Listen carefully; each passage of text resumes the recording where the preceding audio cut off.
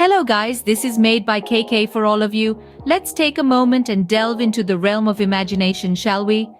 Picture, if you can, a sophisticated gentleman. Not just any gentleman, mind you, but one who carries an aura of refinement and class around him. His attire is not gaudy or extravagant, but meticulous and carefully chosen. A crisp black suit complementing his stout stature, expertly tailored to exhibit his strong shoulders and broad chest. His shoes, polished to perfection, shine like obsidian under the dim lights as they click rhythmically against the polished marble floor. Each step he takes is measured and deliberate, a testament to his composed and confident demeanor. The cufflinks adorning his wrists, the tie pin securing his silk tie, and the pocket square peeping from his jacket all scream of elegance. He strides into an upscale restaurant, his gaze steady and assured. The chandeliers glisten, casting a warm glow upon the plush furnishings, signifying the opulence of the venue. High above, a ceiling painted with intricate patterns of gold and ivory catches his attention but doesn't halt his steady strides. He approaches the maitre d' with an air of assurance. The maitre d', a well-groomed man of comparable stature, recognizes this air of sophistication and immediately steps forward to greet him. His crisp white uniform distinct amidst the mahogany undertones of the restaurant interior, he stands with an air of authority, awaiting the gentleman's request.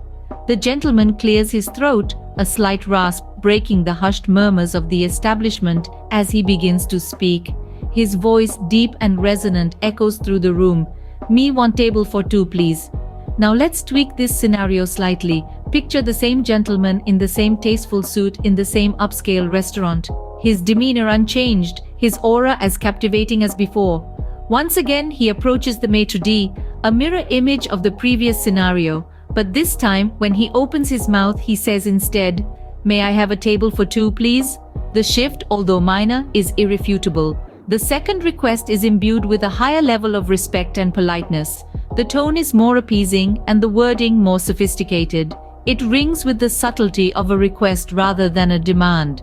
The difference between the two versions speaks volumes. It speaks of the power English grammar. This, dear listeners, isn't merely about correct word usage or sentence structuring. It's about the difference between appearing rude and demanding and conveying respect and politeness. It's about the impression you make on others, the way you convey your thoughts, and the image you project to the world. The difference is stark, isn't it?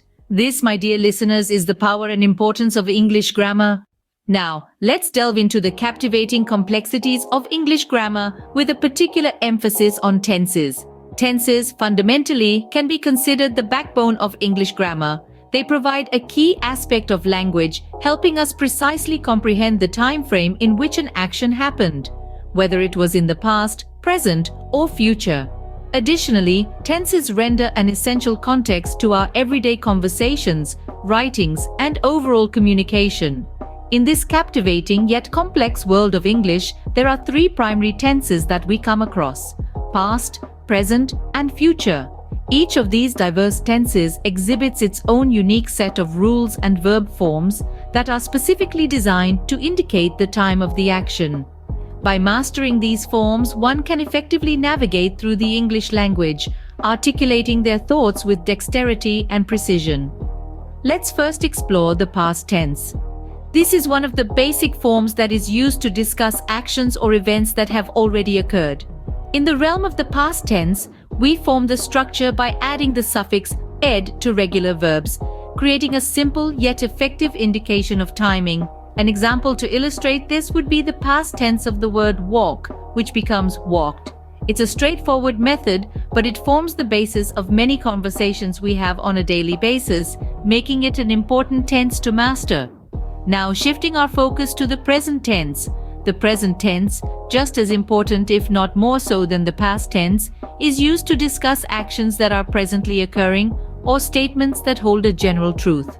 This tense is often used to depict our current actions, thoughts, and states. It's the tense that we most commonly use in our daily routines, making it a staple in our English language diet.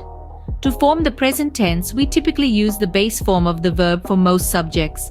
However, for third-person singular subjects, we add an s or es at the end.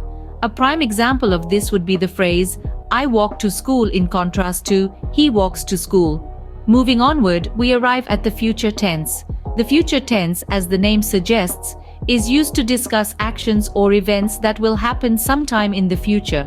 We often utilize auxiliary verbs like will or shall to form this tense. It's a tense that allows us to plan, predict, and promise actions that will happen down the line. A practical illustration of the future tense would be the sentence, I will go to the party tomorrow. By using the future tense, we can look forward to events, creating a sense of anticipation and excitement. Understanding the tenses is not just about knowing the rules and structures, it's about understanding how they fit into the context of our conversations and writings.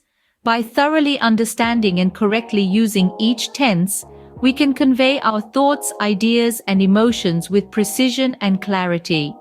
Tenses, in essence, add a layer of depth and detail to our expressions, making our communication more effective and meaningful. They allow us to navigate through the timeline of our experiences, recounting our past with our present and predicting our future. Mastering tenses takes time and practice. However, with continuous effort and understanding, we can make our journey through the English language more enjoyable and worthwhile. So, let's dive deeper into each tense, analyzing their unique characteristics and exploring their usage in different contexts. By doing so, we can enhance our language skills, making our conversations more engaging, our writings more articulate, and our overall communication more effective. So let's dive deeper into each tense and explore their usage in different contexts. Speaking English without proper grammar is akin to trying to assemble a puzzle without having all the pieces. You may get an idea of what the picture should look like, but the lack of certain pieces will leave you with an incomplete and often confusing image. On the other hand, speaking English with proper grammar is like painting a vivid picture with your words. Every word, every sentence, and every paragraph fits seamlessly together, creating a clear, concise, and comprehensible message. It's like having a secret code that unlocks the true meaning of the language. Let us take, for instance, the simple sentence, I eat. Without proper understanding of tenses, this sentence can be quite ambiguous. Am I eating right now? Did I eat before? Or am I going to eat in the future? However, with proper grammar, we can easily decipher the meaning. I eat means it's an action I do regularly. I am eating indicates the action is happening right now. I ate tells us the action happened in the past, and I will eat signifies the action will happen in the future. As we can see, tenses can completely transform the meaning of a sentence. They are the thread that sews together the fabric of English language, making it one of the most expressive and nuanced languages in the world. So, as we wrap up this deep dive into English grammar and tenses, think about this. How would your daily conversations change if you paid more attention to your tenses? Would you be able to express yourself more clearly? Would you understand others more accurately? Ponder on these questions and remember, the power of English grammar is in your hands.